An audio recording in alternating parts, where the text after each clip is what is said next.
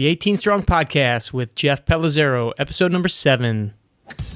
Welcome to the 18 Strong Podcast, where you get direct access to the world's greatest experts on training harder, practicing smarter, and playing better golf. Now, here's your host, Jeff Pellizzero.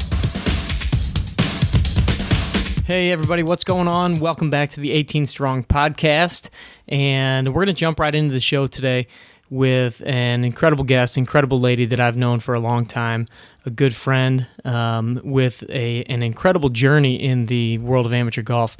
Her name's Ellen Port, and I'll get into a lot of the specifics of Ellen's career, her journey, and everything in the intro when I'm talking to her. But I do want to let you know that I found a great video of Ellen as the Curtis Cup captain from 2014 here in St. Louis, Missouri at the St. Louis Country Club. But I found a great video on YouTube put out by the USGA, just kind of walking behind the scenes with her and her teammates and everything for this year's Curtis Cup. So make sure you go to 18strong.com/Ellen-Port to look that up and check out the video. So also, again, want to thank everybody for the reviews and everything in iTunes. We are, actually last week I set a goal of 100 reviews in iTunes, and we're up to 20 reviews. So we're getting close, not getting close to the goal yet, but we're working our way towards that goal, chipping away at it, and really that's all we can ask. So hopefully by December, we will have hit that goal of 100 reviews in iTunes. But something kind of cool, I did go and look at some of the stats of the podcast, and the beauty of the podcast is that it can be downloaded anywhere, and I have noticed that it has been downloaded in over 7 countries. So that's pretty awesome. Had a lot of downloads actually in Australia. So what's going on to all you guys down under?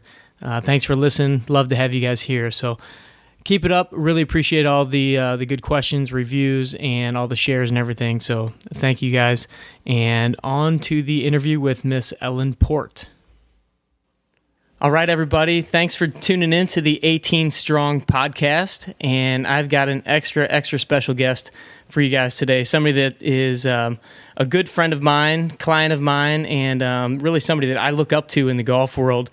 She is actually one of the most decorated amateur golfers, in my opinion, of all time, Miss Ellen Port. Thank you, Ellen, for joining us today. Thank you for having me. I kind of feel bad because I'm not probably your most disciplined, regular worker outer. So I'm going to speak to all the people who have a hard time getting into the gym. That's going to be perfect. You know, everybody can't be diligent and get in the gym all the time, but not everybody's out there winning USGA titles as well. So you've got a lot to bring to the table today. Right. Well, I've benefited a lot from working with you, Jeff, and so it's kind of like, gosh, if I could incorporate all the great stuff you're teaching me, I think it's gonna, and I know I've seen the benefits of it, extending my career and really kind of keeping me playing what I think is some of the best golf I've ever played. So I'm looking forward to answering some of your questions, dialoguing to the folks out there. Well, thanks again for being here. For you guys out there that may not know Ellen or know of Ellen, her background is pretty impressive. She is. I'm just going to run down a little bit of a list here, Ellen, of a couple of your accomplishments. I'm not exactly sure how many Metro amateur titles you've won here in the St. Louis area, but I know it's quite a few. Then we've got your 9-time Missouri Women's Amateur Champion. You've got 6 USGA titles, 4 of those being mid-amateur titles, and 2 of those being senior amateur titles, which includes last year. And, of course, most recently is the huge Curtis Cup win, which Ellen was the captain, and it was hosted here in St. Louis at St. Louis Country Club. So I just read an article that kind of highlighted these things by Joe Strauss at the St. Louis Post-Dispatch, and he called it the Ellen Slam, where you've got currently have local, state, national, and with the Curtis Cup, international titles, title belts, if you will. So I just want to let everybody else out there know, some of the accomplishments that you've had, how proud we are of you for those things. And before we get into a lot of your golf accolades and your golf career, I want the audience to get to know you a little bit more, like I do, as a person. Give us a little background about you, your family, that type of stuff before we get into the golf stuff. Right. Well, I actually, St. Louis, I get in a little bit of trouble. I call it my hometown, but I really grew up in North Kansas City, Missouri. And I'm 53 and attended the University of Missouri in Columbia. And shortly after graduation, I met my husband, Andy Port. I think we're getting ready to celebrate 29 years. And I didn't even play golf until I was 24, 25 when I met my husband. And I actually get in a little bit of trouble there, too, because I wasn't kind of an all-around athlete. I was your typical, I would rather be outside throwing a football to myself. I would actually run back and be the quarterback, and, of course, then I'd run and be the wide receiver and score the touchdown. And I would be out doing that kind of thing instead of playing with dolls. So I was kind of a jock from the beginning and loved sports, loved playing all of them. And my dad introduced me actually to golf because he was a golfer. And so he did, I think I obliged him and did one summer 4 or 5 day camp. And that was it, because I thought I didn't even know if it was a game or a sport. I kind of thought it was kind of a silly game. And I was okay, but I couldn't get the ball airborne. Although, looking back, I'm sure that he and the guy running the clinic were probably looking at my club head speed and my natural athleticism, just going, oh my gosh, And then I did get hurt in track in high school. And it was funny. My best friend, who happened to be a guy, one of my best friends, played on the golf team. And the coach knew my dad. And they said, well, you're hurt. Why don't you come play golf? So I actually kind of forgot that piece of my life. I don't know why, but it was just such a small, 8-week period of time. I did go out on the boys golf team, not having ever really played much. And that was it. And then I didn't, and then I graduated from college, played tennis for a semester in college, and met my husband, who loved golf. And we played some golf together. And through a series of just, circumstances, I really got the bug and started playing golf. Came to teach a PE major, so my first job was at Kirkwood High School. Taught there for 3 years, and then the last 29 years, I've actually been at John Burroughs School, where I've coached and taught various things. And somewhere in there, after I started playing golf, I started having some success, and we actually didn't have children for like 11 years. Can you believe that? I'm an old parent. I have a 17-year-old son who's a senior, Drew, and my daughter Katie's 15. And yeah, it keeps us pretty busy. Now, so what got you back into the competitive nature of sports, but obviously golf? So right. You got started going out playing with Andy a little bit, I'm sure. Right. No offense, Andy, I'm sure beat him a few times. Yeah, we were. Yeah, I had quickly learned. Once I played and. I can't, we'd go out, this golf course isn't even around anymore, and play this place called Bonfire. Some St. Louis people might know that. It's down South County.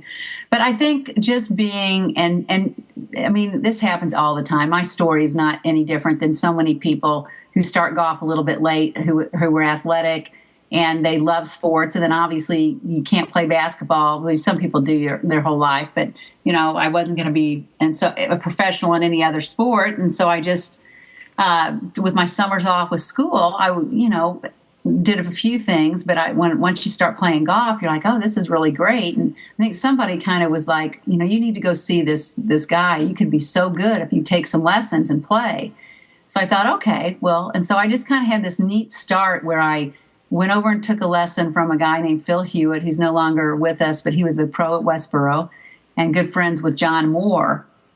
John Moore was a member there, and Johnny's a really good golfer, and a lot of people in the golf community know John, and his sister happened to be my best friend in college, and that's how that connection came. And so I started playing in a St. Louis women's little public golf league and played with a bunch of gals and, had a lot of natural athleticism and just had a little bit of success every year, whether it was just winning a little tournament in the St. Louis Women's Public League, and then we had a little metropolitan championship, and I did fairly well there. And I didn't know anything about how to enter like a national tournament. So I kind of played a couple local things. And then I found out that there were national tournaments. And I remember going to the Women's Western after I hadn't been playing, and very long, and I saw all these people that were like really, these girls who were really good golfers. I'd never seen, really kind of a professional caliber type of swing, high level college player. So that was kind of an eye-opening experience. And then really, what you do is you kind of see what's out there. And if you're a competitor, you're like, okay, I want to get that good. I want to do what I need to do so I don't finish in the last flight. That was a flighted tournament. I think I was in the last flight of the Women's Western and maybe won a match. And that kind of spurred me on because I wasn't happy with finishing last, or not winning. I guess that's what really, when you're a competitor and you want to win. I was so far from it. It was so funny. But Terry Hauser was a guy that I actually then really started taking lessons from regularly. He worked down at Sunset Lakes driving range, and Terry kind of took me under his tutelage. And he let me. I was a poor school teacher at the time, and he, of course, gave me a great deal with range balls. And I tell you, if you get a great deal with range balls, you can just hit them all day. So I think I hit them out of house and home. But each year I entered a tournament and would have a little victory and a little success. And then I had a little more success. And that's what I think people find out is there is a process to this growth in the game of golf. And you have to continually raise the bar a little and push yourself. So I got in over my head when I went to these national tournaments, but it showed me where I wanted to go. It showed me what my competition was like, and it helped me set goals and decide that I love the game enough to work hard and try to improve. And I think that's a journey that most athletes have been on, that you got to strike this balance between you want to win, so you got to play in tournaments and things that you can have some success at, and that gets your confidence going. But then you have to jump in when you're to the higher level competition. So I really had a nice blend of that. And along the way, I had people encouraging me all the way. And then the last thing I'll tell you about my golf journey is then I had a good friend, Jerry Wojtulewicz, who, again, I love saying these names because I know a lot of people know Jerry, and he had since passed away, and he just was a really good friend. And we got to know each other as I was playing golf, and I think we played in a church scramble. And he said, Ellen, he said, you were really good. And he knew I was, kind of wanting to improve myself. And he had a connection with Hank Haney, who, as you know, is a prominent golf teacher. And Terry was an excellent teacher. But I was like, okay, well, I'd like to go down and see this guy if he's like a big, good teacher. Jerry thinks he's good. And so I went down and got to know Hank Haney. And so it was so cool to just look back on my little golf journey and see how I feel like people were placed in my path. And I always give credit to, my relationship with God, and just saying I feel like he orchestrates a lot of my life. And I just don't think there's accidents. And I think that you just have to really look for the blessings that come along your way and realize that you really had not much to do with it. That you just, I just feel like there's so many people that have supported me, and that it was just kind of the path that I was supposed to take. And as you look back, I think you see those things a little bit more clearly. So it's just kind of neat to look back, and I'm old, I'm a senior now. So I think the older you get, the more you tend to look back and go, gosh, what a neat journey, and how many people have played a role in that. Well, I think along with, just a higher power orchestrating that, I'm also a big believer that with hard work comes that opportunity, and, just the diligence of looking for those opportunities and the hard work you're putting in and setting the goals and things like that, I'm sure had a big part to do with it. Now, with you starting around the age 24 or 25, when did you win your first Mid-Am? And I know I get this question all the time. Did you ever think of going pro? Was that ever an option? I know with you being a teacher and eventually starting a family, was that ever a thought in your mind? Right. Well, let's see. My first national title that actually was really neat, it came back in 1993. I won the 93, 4. It was 4. I won the Transnational, which was actually a huge tournament. It's one of the top amateur tournaments, and the list of who won that is quite impressive. And I won that right before I played in my own first Curtis Cup in 94. And then I won my first Mid-Am in 95. And as far as the pro thing, it's funny. I never, ever, it seems so strange because I started late and had a job, and Andy and I knew we wanted to have kids. I didn't never had the bug or the desire that a lot of people have had to turn pro. I know a lot of people will say, if I had your talent and your ability, I would turn pro in a heartbeat. And I do think I probably would have had success if I would have started, just because I know my work ethic, I know what my ability is, I know who my competition was. But it was such a lifestyle, it would have been such a lifestyle change for Andy and I, and it would have changed the course and the way we would kind of rear our kids. If you're trying to make it on a pro tour, you're gone. And you know, I don't even need to go tell people about the lifestyle of a professional athlete and the sacrifices that have to be made. But what's really interesting is Andy and I just kind of look at each other. We never really had this big discussion. Well, should we? What do you think? It was kind of like we just both kind of looked at each other and said, nah. You know, it just didn't even come up, because I think we just both knew, again, that the best thing for us as a husband and wife, and as a competitor, I won't lie. I mean, so there's been days I'm like, oh, I would love to have, you know, just play golf all the time. But then and to see how good I could get at that level, because that would be the next level. I just really knew that I was where I should be. And that I still had, you know, could be very fulfilled and satisfied in my own personal, you know, quest to be the best that I could be at the amateur level. And then, of course, you look back at the opportunities you have with your kids, and the neat opportunities you have with being a Curtis Cup captain, and all the perks that come from being a good amateur. And then I look at all the benefits of being at John Burroughs School and having a great job and an opportunity to be a part of that community. And I'm like, I've just had the best of both worlds, really. Well, while we have you here, I want to kind of take a minute for our listeners. Our listeners are all, you know, typically golfers that want to make their game better. And the whole premise behind this podcast and our website and everything is we want to teach golfers like you, like me, like the people listening, you know, what are some of the things that really make a golfer strong for their 18 holes, their 4 days of a tournament, or even if it's just, you know, the scramble that they played in last Monday. But we want to kind of dig in and find out what it is that make people like you tick on the golf course. What are the things that you do that maybe we can learn from? So first, I want to dig into your past a little bit and find out, you know, from one end of the spectrum, what was one of the biggest disappointments that you've ever had on the course, and what is something that you learned from that we could take away?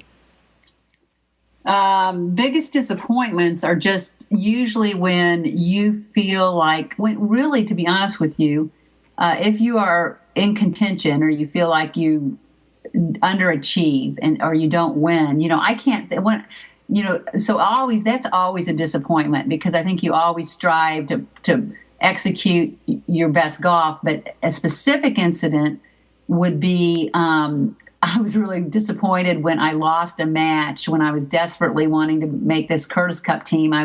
Had kind of got myself on the radar screen as one of the top players in the country, but I hadn't really had a win.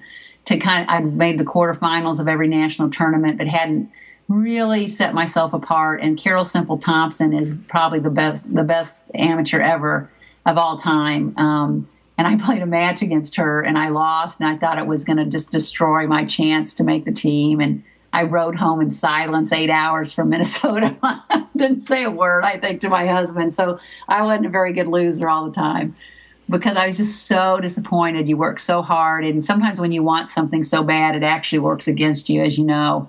So that was one of my actual biggest disappointments, because I had my sights set on that, and just didn't get the job done. So, you know what I always do, one of the things I do, and that I think has made me successful, is I will always think of a couple things because golf beats you up.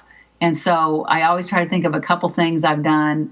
Jason Selk has actually helped me refine this, but I did this well before I kind of realized that you should do this, is always be positive. Always think about a couple of the things that you do well, and then what's one thing you can do to improve on. So if you're disappointed, rather than just be kind of general in that disappointment, I think a good golfer is honest about assessing why they're disappointed. Why did they not perform? What specific part of their game is not as strong as it could be? Because I don't think people evaluate their games very realistically. I think most people think they're actually way better than they are, and they do not honestly evaluate their weaknesses, because you're only as good as your worst shot. And so that's kind of how I handle those disappointments, is that you have to dwell on the positive, but yet you also have to say, I need to be better out of the sand, the bunker. I didn't make enough stand saves, or I'm fearful in the bunker, and so what do? Do you avoid the bunker? Do you get in there and increase your, understanding of what it is in your golf swing that makes you hit thin shots out of the bunker, or not be able to, hit that particular shot? So I kind of weaved in a couple things on that answer, Jeff. No, that's perfect. Okay. So as we're recording this, just yesterday we had a huge win by Mr. Rory McIlroy, winning the Open Championship. Mm-hmm. And I was watching his post-round interview, and one of the things that they asked him, or one of the things he talked about, was that throughout his whole round, he was saying to himself two things, and he was just focusing on basically two words: process and spot. Process meaning, stay in the process of his golf swing, in the process of, what's his normal routine. And then spot was just, finding his spot, especially with putting, finding his spot and hitting his spot. When you're on the golf course, and let's say things are kind of getting away from you a little bit, or you feel things slipping a little bit, what is it? Do you have a process yourself, and what is something that you do to get yourself back on track? Yeah, I think it's the same as Roy, because you can't ever get this panic mode that you feel things slipping. I just think that you have to, again, be specific. Did you go through your pre-shot routine? Are you picking? For me, that's a great reminder, because I think that's one reason why I didn't putt good, because I wasn't being disciplined and getting, rolling the ball over my spot. So really, you can't focus on the winning, and you focus on the process, on the things you can control. And that's even when you work out. You have process goals, and that's one of the things I'm learning and trying to do, is you just have to focus on, the process and not the outcome.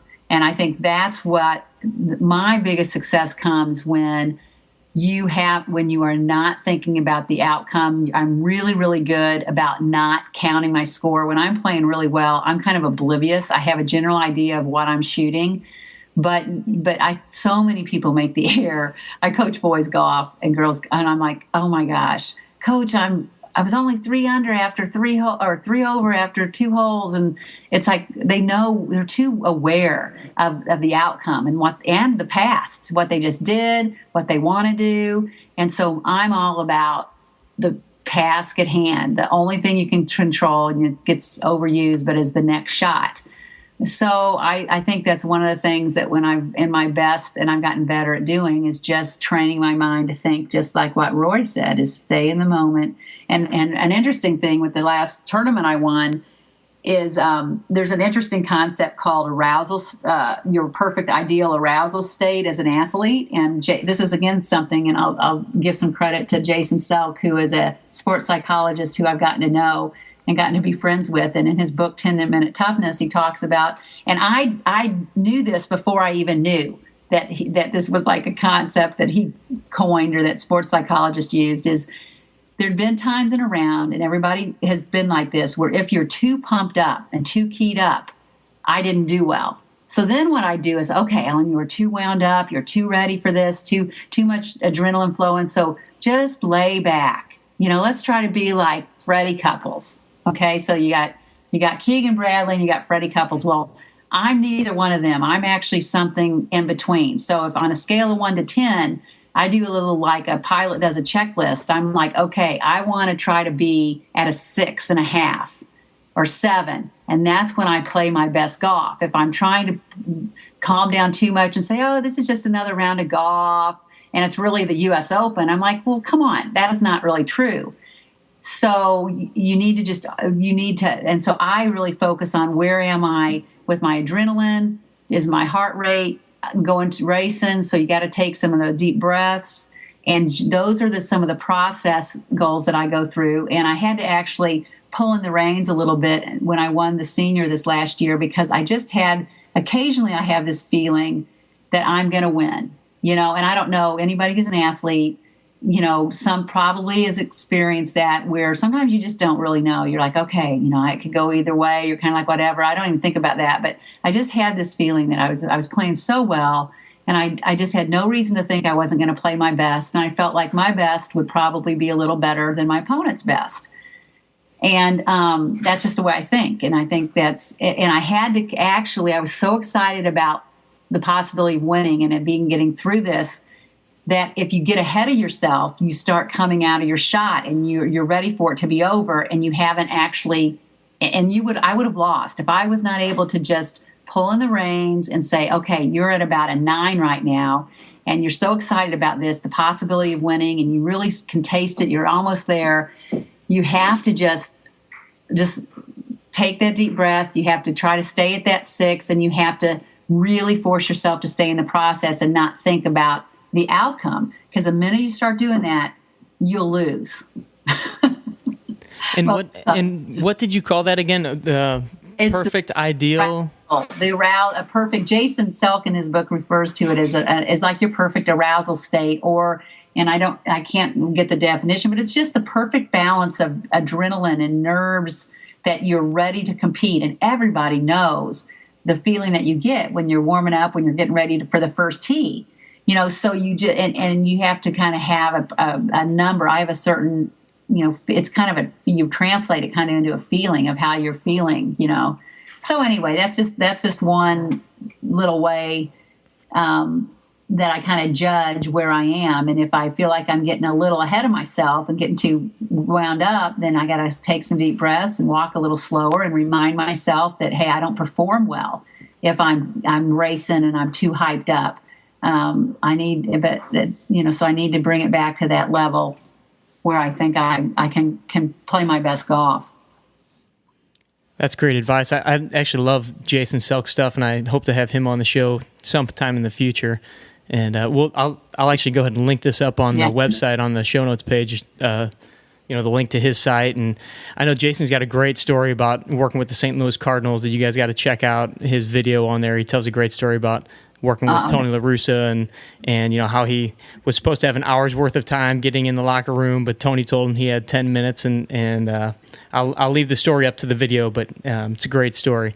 And Jason does some great work. He's worked with the Cardinals, helped them win some championships, and seems like a great guy. I can't wait to get him on the show. Yeah, he is great. All right, Ellen, so we're going to shift gears a little bit here, going from, the times where you're having a little trouble on the course or the disappointments you've had on the course, and now we all know that you've had a lot of successes on the course. So I want to ask you, what do you consider to be the greatest or one of the greatest achievements that you've had in your golf career to this point? Well, I think since I am getting old and have strung together a few different wins in different areas, I think it just kind of goes back to each one of the wins has special significance, to be honest with you. Whether it was your first one, whether it was, this last senior I won on the heels of losing my father-in-law. And so to overcome that and on the heels of that, be able to focus, and that was unique. And then a lot of them, my husband, when Andy's been on the bag, that makes it special. And but I just think the longevity, I think I'll just sum it up by saying it's been really neat to be able to, before I had kids, I was able to win. And then right after I had my daughter, I actually won my second Mid-Am, defended it when I was 4 months pregnant with Drew out at Mission Hills in California. And then that was in 1997. And then in 1999, I was able to win when Katie was 1 year old. And then I kind of sprinkled a few, local things in there. But I kind of had a little slump in there where I was just impatient with myself. And looking back, I was probably just exhausted trying to juggle too many things. And I have pretty high expectations. But then to come back in 2011 and to win my fourth Mid-Am, and the record, I'm not really a record keeper. I don't keep my stats, and I can hardly remember what I did yesterday, let alone a record. But the USGA guys told me that I broke Carol Simples Thompson's record for the longest span between USG. I don't know whether it was Mid-Am wins or USGA wins. So I'd won in 2000, and then I won in 2011. So that's 10 years. That's a lot that goes on. And so I just thought that was just really neat. I was just so thankful that I could keep going over the last 3 decades, win a tournament in each one of those, a national event, USGA title, which is in the last, in the 90s and the early 2000s, and then to win 2011, 12, and 13, and then be the Curtis Cup captain. I was just thinking today, it's been an incredible 4 years of golf. So that's kind of an interesting way to look at it, I think. Yeah, I can't believe all the accomplishments you've had, but since you and I have been working together over the past several years, it just seems like you've been playing such great golf, and almost everything that you enter, you're taking home a trophy. The kids that you're coaching at John Burroughs, state title last year. And then also we have to talk a little bit about the Curtis Cup experience this past just a couple months ago here at St. Louis Country Club. And so as the coach this time around. Can I interject one thing? Yeah, absolutely. Because one thing along that way, because I always think of people that are important, but I do want to mention one other person in this whole process is, and I might sound like I'm this lesson junkie, but I'm really not. I really feel like I'm almost ready to cancel my lesson with Brian Fogt, who helps me now, because I know what he's going to say. Like, I know what my tendencies are. I know what I need to do. But Brian Fogt out at Bellerive has kind of been, since Hank started working with Tiger, Brian, I've always respected him, and he's helped me a lot with my golf swing. And so and not only my swing, but also, encouraging me that I can still do this, that I can still play with these young people. And so I just wanted to throw that in, because I think it's really good to remind yourself and have people there that believe in you. And he's probably, between he and my husband, are the biggest, fans and who believe that I can still, play good golf, but also know I've got to make good golf swings. So anyway, all right, Curtis Cup, there you go.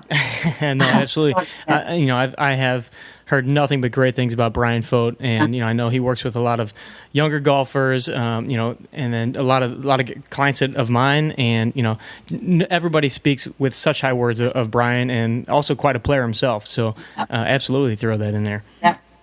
All right, so on to the Curtis Cup. I want to get your take, just real briefly. This time you weren't on the playing surface. You were the coach this time, and I know that we even had discussions about possible opportunity to be a player and captain, but you opted to kind of put that aside and become the captain. I think that was a great decision, just focus wise. But give me some of the insights of your experience from this Curtis Cup and what it was like to represent your nation in this.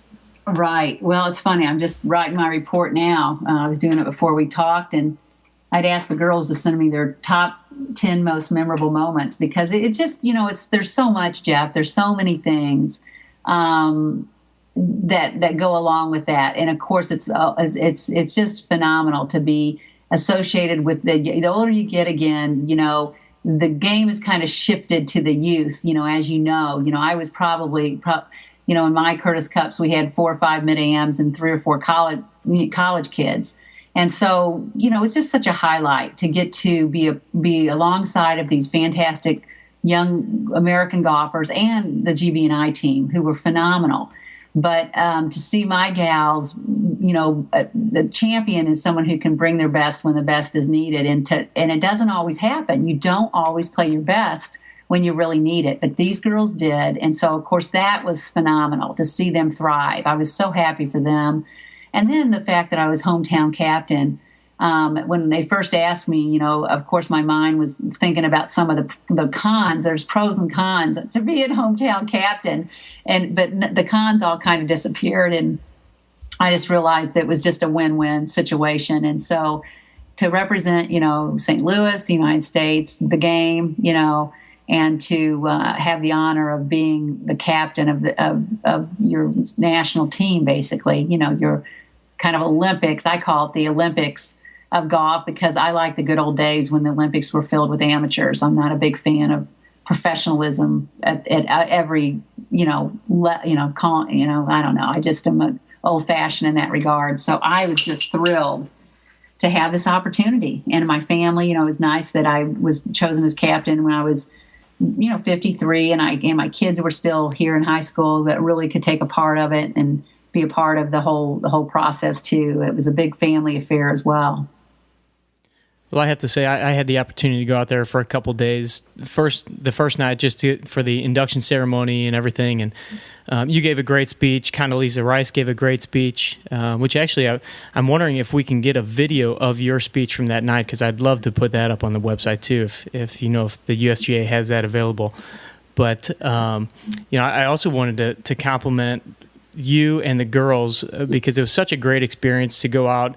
It's a neat environment to watch because there's not a huge crowd. You can really follow along. We were actually walking. I took my son Sam out there, who's 6 years old.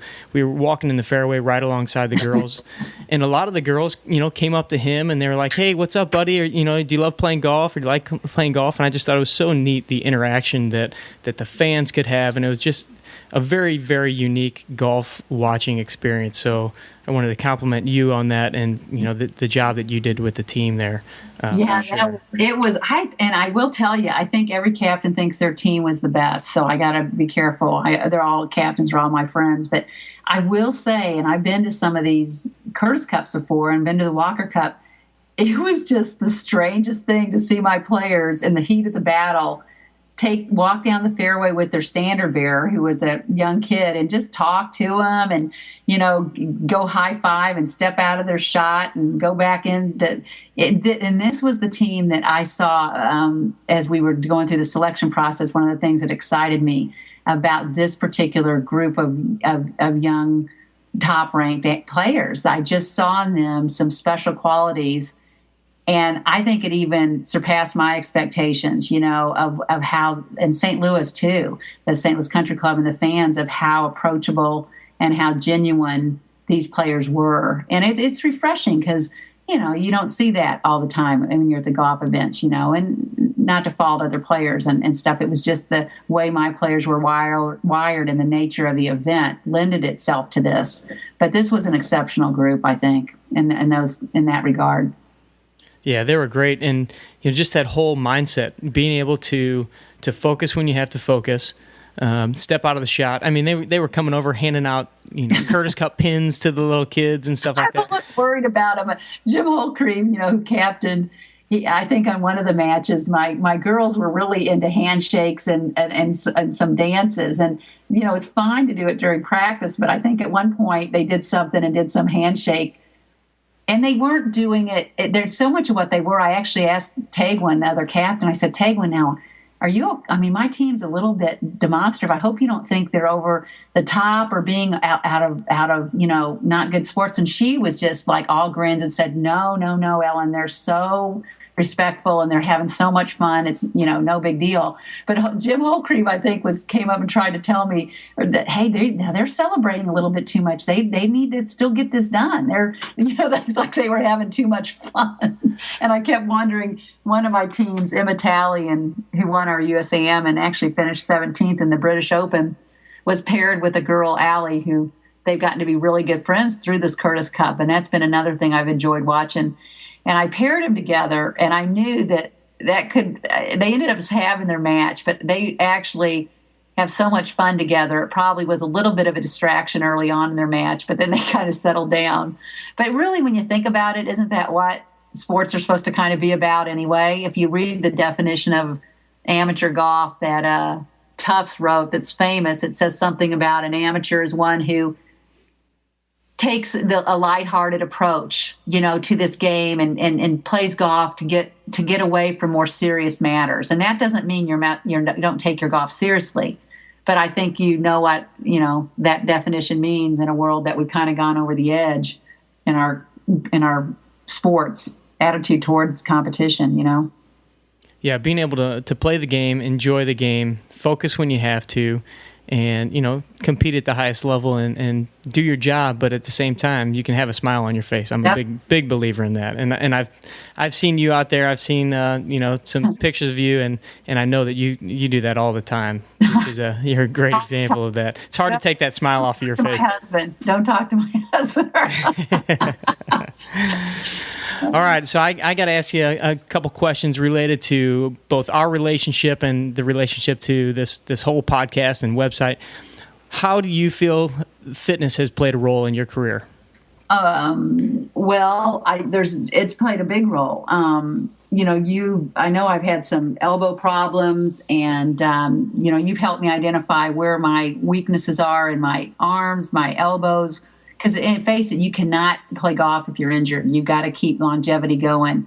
So, the great thing about your background in physical therapy and your exercise, physiology and specialty, and you've become kind of really found a niche in the golf community, but you're very versatile and can help other athletes and just your average person too.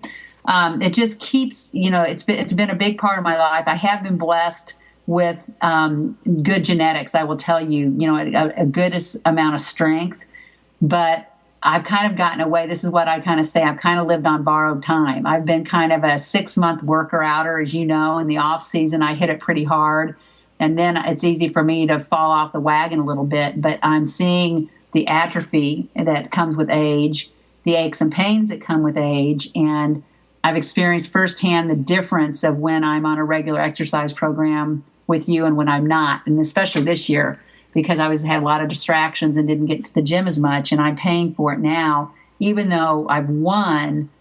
Here's a perfect example, because I know that I'm not as strong and my endurance is not up to where it should be. I'm a little worried about having to walk in the U.S. Amateur double rounds because I just really haven't been in the gym. So you do need to be in shape to play good golf. In your core, you've preached the core strength, you preached flexibility, but I think it's quality, not quantity. I don't think you have to, and I think you have been really sensitive in your programs because you know that I'm not going to spend hours in the gym.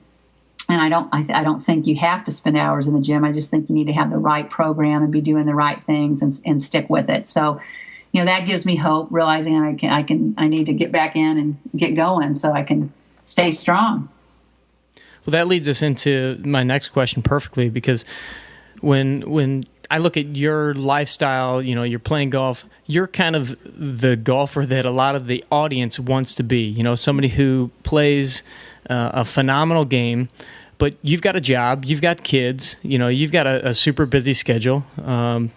So you're very much in the same situation that a lot of the people that I work with and that are listening to this program. So what are some pieces of advice as to how to squeeze in some of the practice workouts, or what are the things that they should really focus on? And specifically, can you give them one or two pieces of advice that they could take with them tomorrow, for to kind of put together their program or what they should focus on? Well, I think everybody has to be very realistic about what their goals are in golf and what they can accomplish given their limitations. And so you have to look at it as an endurance race and not a sprint. So you have to assess yourself. I see a lot of people working out tons in the gym and they're really fit.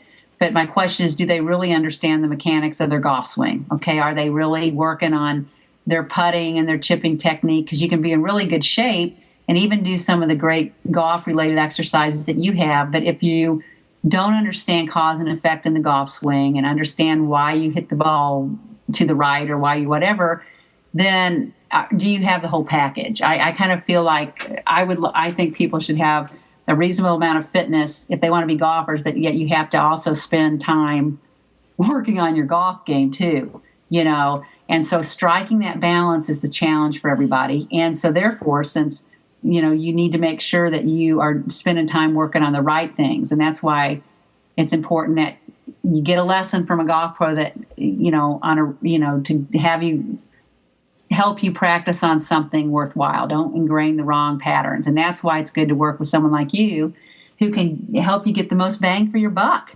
and give you the right program so you're not going to get injured. And that you can, maximize your time. That's just kind of my philosophy is I'm just kind of like, why not learn from the best, get somebody really knowledgeable to help you get set up, and then the ball's in your court. Then you have to work your program, and you have to pay your dues and you have to follow through. So, I just say, the advice would be just, you gotta have a plan. You gotta have process goals. You gotta set goals, short-term and long-term, and you gotta be religious about doing it.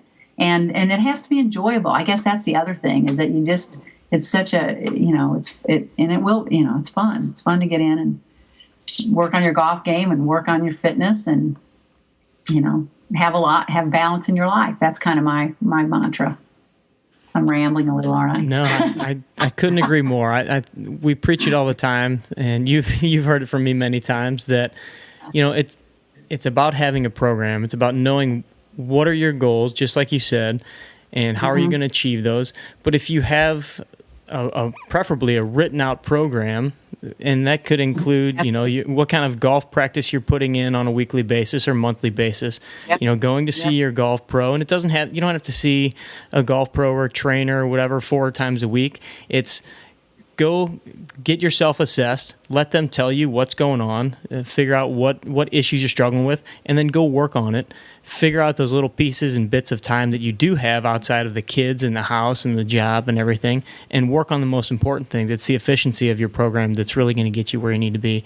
Like you said, quality, not quantity. So I again, can't agree more.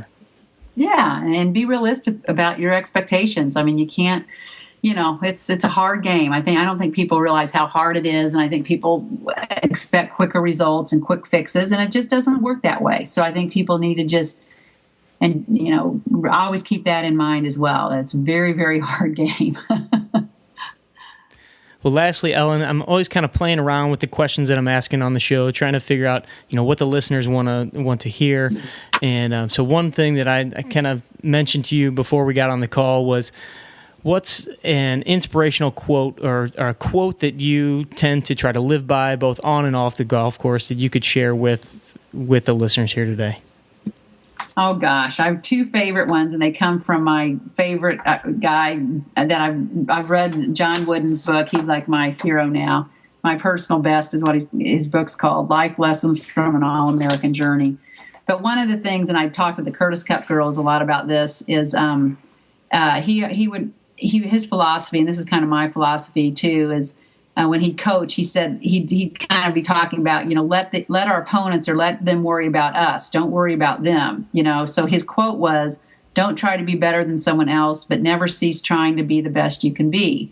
And so that's kind of what I love that quote, and then I also love the one, and I shared this in my speech at the Curtis Cup, is that talent is God-given, so be humble. Fame is man-given, so be thankful. And conceit is self-given, be careful. So I just love that. And so that's just, I think, something to food for thought. But those might be 2 of my favorite all-time quotes. Well, Ellen, I can't thank you enough for the time that you've given us tonight.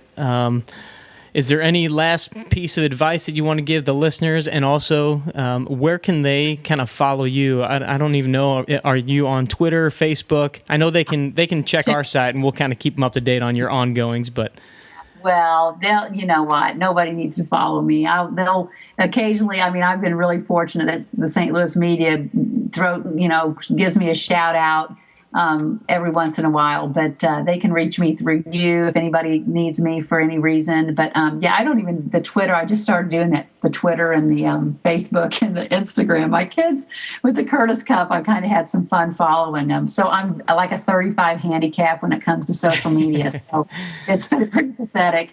So, I just, it's I've loved the pursuit of this game and the people that have come along the way. So I just keep going, set those goals and, live life to the fullest. Everything, that's my deal. Well, we'll make sure that the 18 Strong audience has an idea of all of your upcoming wins and international tournaments, national tournaments, everything going on in the life of Ellen Port. Yep. And, we'll make sure that they stay up to date on that stuff. So, Ellen, again, thank you so much for taking the time. Can't thank you enough, and we will talk to you soon. That's right. I'm going to get back in the gym. I'm going to be fit. And I gave you that autograph picture, fit and 50. You got it. I need to be fit and 53. So sounds good. See you later. Thanks, Ellen. Bye. All right. I hope you guys enjoyed that interview with honestly one of my favorite people in the world of golf, one of my favorite clients of all time, and sincerely one of the nicest ladies you'll ever meet, I promise. She's always like that, very energetic, very down to earth, one of the greatest people you'll ever talk to, and is always looking to help anybody out that she comes in contact with, her students, her players, and anybody that she works with or has coached, anything. So, Ellen, you're awesome. If you're listening to this, thank you again for being on the show. Just to recap, Ellen really talked about the process of winning, the process of playing, and kind of getting out of your head and not focusing on the past of your game, but focusing on what's ahead of you, what's that next shot, what's that going to take, and not necessarily knowing exactly what your score is and getting all caught up and wrapped up and all that stuff, but just focusing internally on what did you do well, what do you need to work on, and really evaluating where you are and how you're going to get to the next level that you want to get to. And of course, she shared some incredible stories about her journey, her incredible wins, and just the stuff that she's had the opportunity to experience in the world of golf, working with Hank Haney, guys like Brian Fogt here in town in St. Louis. And once again, just an awesome, awesome person to know. So check Ellen out on Facebook. We've got it linked up in the show notes. You can kind of catch up with her and say hello to her. I'm sure she would love to hear from you guys and the fact that you listen to the show and listen to her. So once again, thank you guys for joining us here on the 18 Strong Podcast. You can find all the information from this show at 18strong.com/Ellen-Port. And of course, you can find us on Facebook at 18 Strong.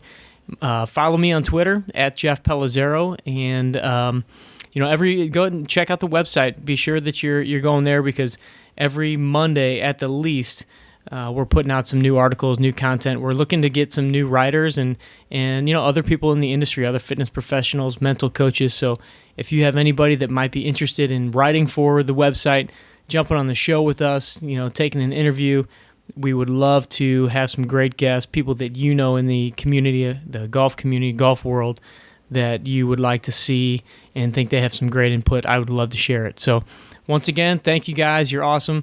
And don't forget, train hard, practice smart, play better golf. Thanks for listening to the 18 Strong Podcast at www.18strong.com. And remember, train hard, practice smart, and play better golf.